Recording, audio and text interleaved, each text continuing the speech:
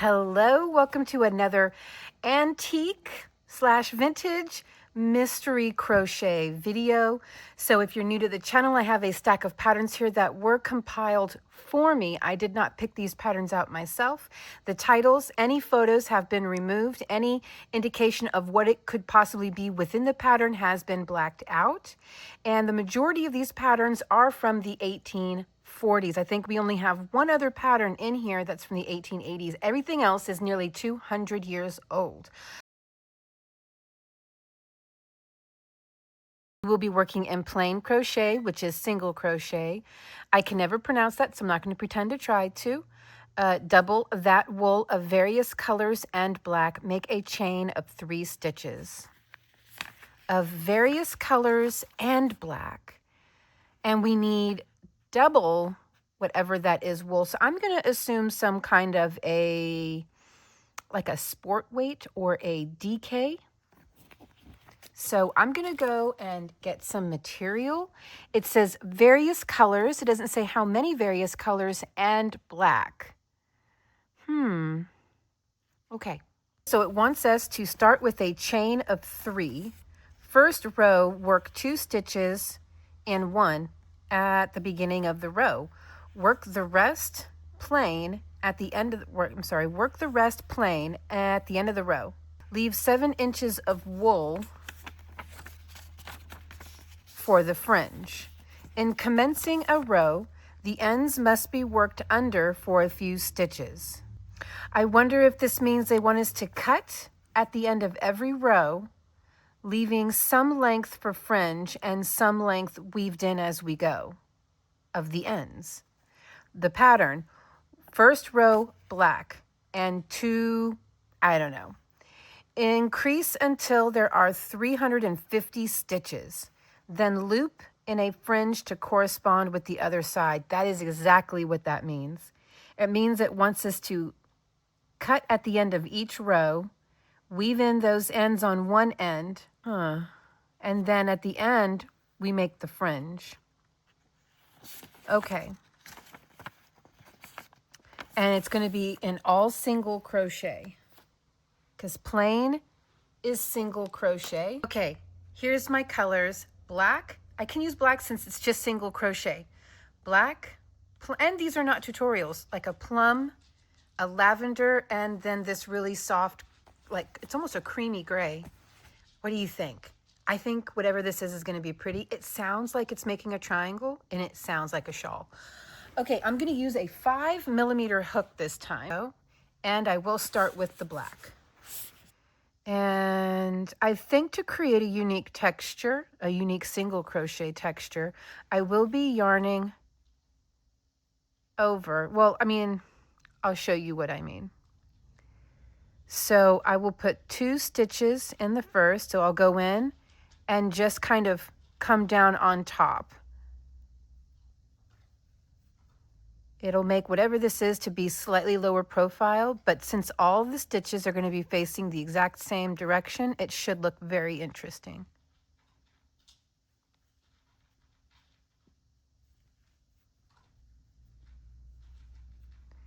I really hate to have to do this. Man.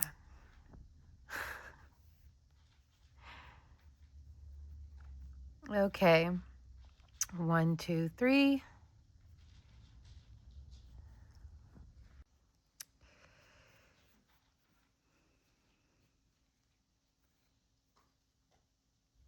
It said to basically work the tails under. So we're supposed to increase at the beginning of each row, only at the beginning. So it's just going to grow in one direction. This is going to be interesting. I don't think I've ever worked. I think it's a shawl. I mean, it sounds like a triangle. I could be totally wrong. But I don't think I've ever worked anything like this where you don't turn. I mean, where you don't turn and you also only increase one side. This is going to be interesting. So I'm going to try to match the fringe. Try to keep everything the same length. It's not quite 7 inches, but that's fine. I want to try to keep everything the same length. Okay, now the lavender. So 1,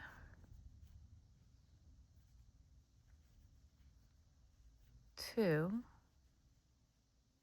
and then 1 plain in each stitch across.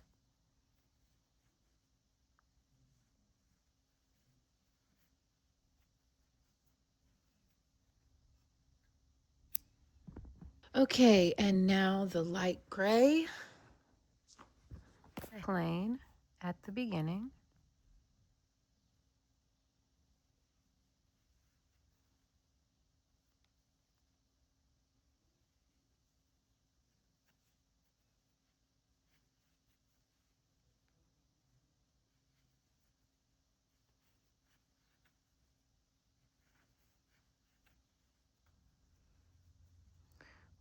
Two, three, four, five, 6. Yeah. Then back to the black again. Wonder if this is going to cause it to come around like this. You know, those type of shawls, Fiber Spider makes them a lot, where they have this sort of, they're big on one end and they come to a narrow, swoopy point. I wonder if that's what this is going to do. Oh, I guess I should have shown you the rest of the pattern, huh? I did show you the rest of the pattern. That's right. Yeah. So we're going to increase only on one end until there are 350 stitches across, and then loop in a fringe to correspond with the other side. So is it going to make a triangle or is it going to make one of those swoops? If that's the case, yeah, fringe will be needed over here. Interesting. Okay. Back in Black. Name that album. Back in Black. It's from AC/DC. I named it for you. You know, it was only a few years ago that I learned that they were a New Zealand band, AC/DC. I always thought that they were a British band. How dumb of me. I thought they were a British rock band. Because I heard an interview when I was really little with one of them talking about the lead singer that passed away. And he had look, I was a real little kid. To me, it sounded like a British accent, but clearly it could have been that New Zealander / Australian accent. You know what else I learned? That when it comes to Australia, what's his name? He was in like Mad Max and stuff. Mel Gibson is not actually an Australian or a New Zealander. He was born in New York, but moved to, I think, Australia or New Zealand, one of the two, when he was like 12. And that's how he formed his accent growing up there, but also can easily pull off. Now he speaks with just a straight up American accent. There's almost no hint of Australian anymore in his accent. But yeah, I didn't know that. I always thought he was from Australia, like born and raised Australian national, you know? Never knew that he's actually born in New York, lived there till he was 12. Never knew that. Okay, so my guess is this is going to be another quick video, but I will insert some, as I get a little further along, I'll insert some progress. And there we go. I think I was doing the wrong stitch there. And I'll do some B-roll for you and play some music over it. I know not everyone likes that, but there's a lot of people who do. There are more who like it than who don't. So, you know, to those who don't like that kind of footage, you can just skip. You know, I'm wondering if I should have done this. This is a little bit stiff. Probably should have just done regular single crochet, huh? But I wanted this unique texture. I think starting in the next row, I'm going to do just the regular single crochet, you know, like that. Because this is turning out to be quite stiff. This, I can bend it and it will stay. So yeah. Wondering if I shouldn't bump up my hook size. It's just a bit too stiff. I'm going to definitely bump up my hook size and start this all over again. I'm not that invested in it at this point. So I'll be right back. Okay, so I played around with the 5.5, with the 6 and the 6.5. The 6 is the sweet spot. I am liking it. I'm getting a lot more movement, and I'm really liking this color story here. I made something with a similar color story. It was a scarf, I think, from the Civil War era. But here we go. Okay, I'm going to go ahead and work this up a bit, and then I will be back. I'll be back in the form of some B-roll and a little bit of light music, but I want to get this built up a bit so you have something to look at while I'm working.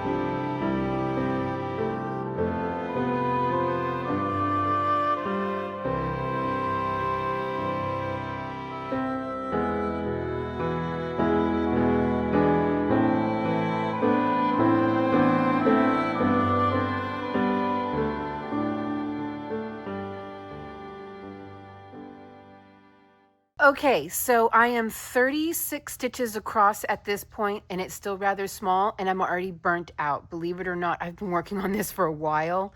It is time consuming. I wouldn't say it's a yarn eater, no different than any other shawl, which I know now that it is a shawl because I asked Justin for the title before I came back on camera. But I'm already burnt out. So there's this fringe here, and then you just match it on this side here, and it would wrap around you like that. Or you could go with no fringe. There you go. And that's how it would be worn. And I actually think it's really pretty, and I love the colorway that I chose here. It is called a half square shawl. I thought it was a shawl. The way they were describing the pattern, it sounded like it was going to form some kind of a triangle. And this part right here seems to kind of flatten out a bit. Now, it did curl up on me quite a bit because we're using single crochet, so I did pin it and take my hot hair dryer to it to relax the acrylic, because this is acrylic. Now, if this was actually wool or some kind of other wool and natural fiber blend, this would be a lot more drapey, but as you can see, it's not draping that much. It's quite stiff still.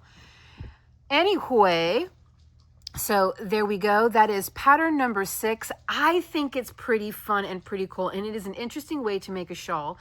And you don't have to cut off at the end of every row if you don't want to. You can get a self-striping yarn or an ombre yarn and just go back and forth, and you don't even have to do single crochets because they are stiff. You could do half double crochets. Really make this pattern your own.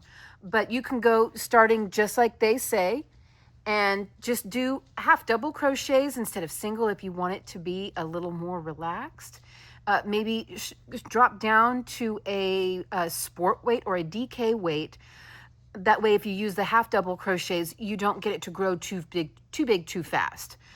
This requires 350 stitches across to be completed. And at 36 stitches, I'm burnt. I'm done. I'm ready to pick another pattern. I do think it's very neat. If I ever wanted to make this in the future, I strongly recommend, as I would do myself, pick an ombre or a self-striping yarn, because I think a pattern like this really needs to have the visual experience of seeing that striping. And go from there, and just don't cut off at the end of every row. You do not have to put fringe. You can add fringe if you want to later on. The fringe is unique looking, but it also looks really neat without it. It's not 100% necessary. Here we go. As you can see, it will still look great, and you don't even have to make it really big. You can make it maybe 75 or 100 stitches across and make it a neck kerchief, a handkerchief, a kerchief. Okay, you can make it a hair bonnet. Keep going a little bit more, and you've got yourself a hair bonnet. Just put some strings down here to tie it around under your neck or at the back of your head. There's lots of things you can do with a pattern like this. It doesn't have to just be a shawl. Okay, guys, I love you lots, and I will see you in the next mystery.